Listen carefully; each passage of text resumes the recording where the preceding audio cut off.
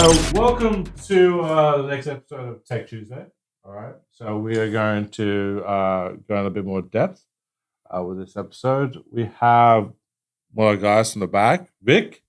He's going to help us out with this subject. So, go ahead, Vic, introduce yourself and the subject. I'm Victor, one of the team members here. We're going to talk about zeroing or sighting in your MCK. Cool. So, we're going to do some movie magic here. Casey, the guy behind, you don't see him.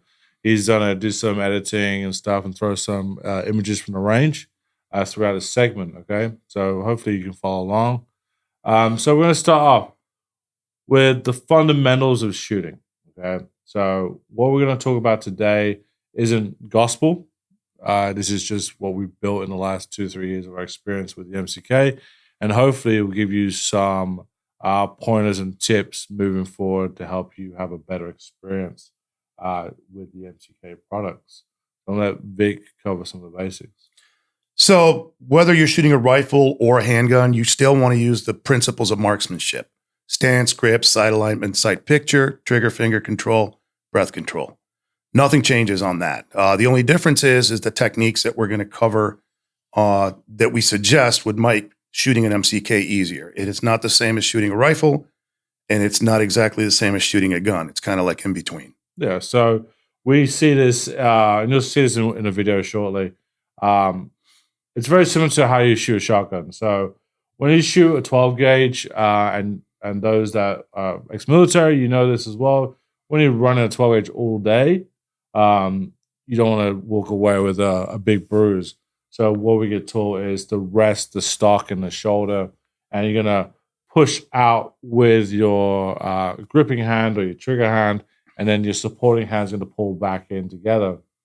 Once you're doing that, a lot of the force and the recoil and action is going to be held here and put into your arms, and then the recoil itself is just going to rest into your shoulder. So you're only going to feel a slight push into the shoulder.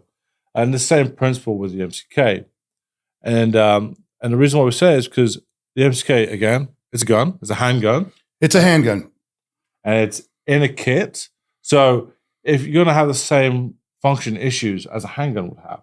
So if you shoot it limp-wristed or weakly, or you don't have a strong push out with the pistol, and it comes back in short cycles, limp-wristed shooting, that's going to cause jams and issues, okay? So that's why we're saying you're going to push into the MCK.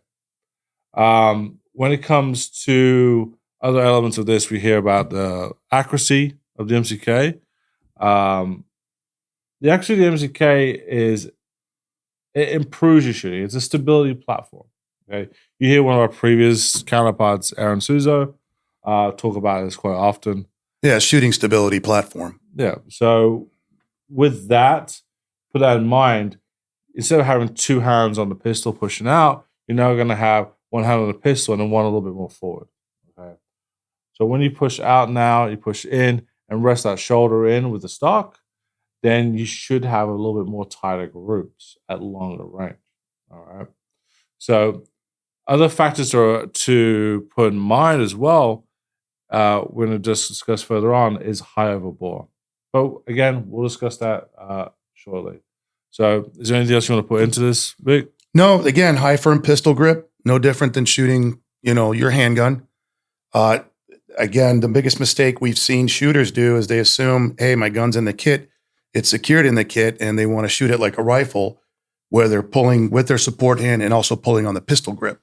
Cool. And that can cause issues. So what is the issues you see? Because that's quite common with the bigger calibers. Right. So the gun door. Yeah. You're putting enough pressure in addition to the recoil that it's causing the gun door to open up. So with those bigger calibers, guys, you got to man up. You got to literally push that pistol forward into the kit, squeeze it in tight, and then rest the stock in the shoulder.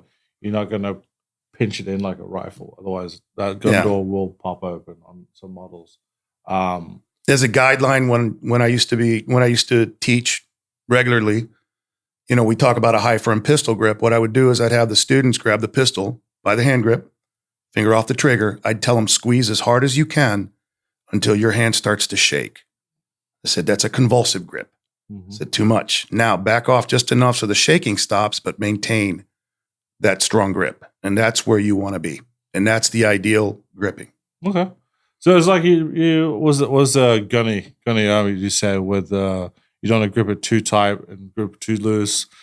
What are those things? Well, this is my rifle. This is my gun. Yes, sir. That's the one. One's for fighting. The other one's for fun. So treat it that way.